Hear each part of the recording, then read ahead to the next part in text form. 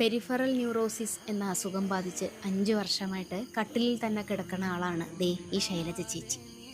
പക്ഷേ ആരുടെ മുന്നിൽ കൈനീട്ടാൻ വയ്യ. മുന്നോട്ടേക്ക് ജീവിക്കാൻ തുടർ ചികിത്സയ്ക്കും ഒക്കെയായിട്ട് കസേരയിൽ ഇരുന്നിട്ടായാലും കുറച്ച് അച്ചാറുകൾ ഉണ്ടാക്കി വിൽക്കാനുള്ള ശ്രമത്തിലാണ്. കിടന്ന കിടപ്പിൽ തന്നെയായിരുന്നു ചേച്ചി. ഇപ്പോൾ കുറച്ച് ചികിത്സകൾക്കൊക്കെ ശേഷം ഒരാളുടെ സഹായത്തോടു കൂടി പിടിച്ചു നടക്കാൻ പറ്റുന്ന അവസ്ഥയിലേക്ക് എത്തിയിട്ടുണ്ട്. അപ്പോൾ ആരെങ്കിലും ഒരു സഹായം ഒരു പ്രാവശ്യം ചെയ്ത് 2 പ്രാവശ്യം ചെയ്തു, 3ാമത്തെ പ്രാവശ്യം വരെ ബുദ്ധിമുട്ടി. അപ്പോൾ ചെയ്യാൻ ഇപ്പം ഇങ്ങനെയാണെങ്കിൽ എന്നെ കസേര വന്ന് അടുത്ത് ഗ്യാസും വെച്ച് എനിക്ക് ചെയ്തെടുക്കാൻ പറ്റുമെങ്കിൽ നമ്മൾ അതല്ലേ ഏറ്റവും നല്ലത്. അപ്പോൾ നമുക്കൊരു വരുമാനമാകുമല്ലോ ടീച്ചർ. അതായത് നമുക്ക് സഹായിക്കുന്നതിന് എല്ലാത്തിനും ഒരു പരിധിയുണ്ട്. അത് ഇപ്പോഴത്തെ കാലത്ത് കക്ക കൊണ്ടുള്ള അച്ചാറാണ് ഇവിടെ കൂടുതലായിട്ടും ഉണ്ടാക്കുക.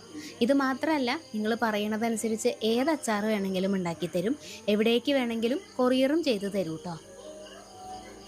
ചേച്ചിയുടെ ഇപ്പോഴത്തെ അവസ്ഥയിൽ ഒരു പാക്കറ്റ് അച്ചാർ വിറ്റ്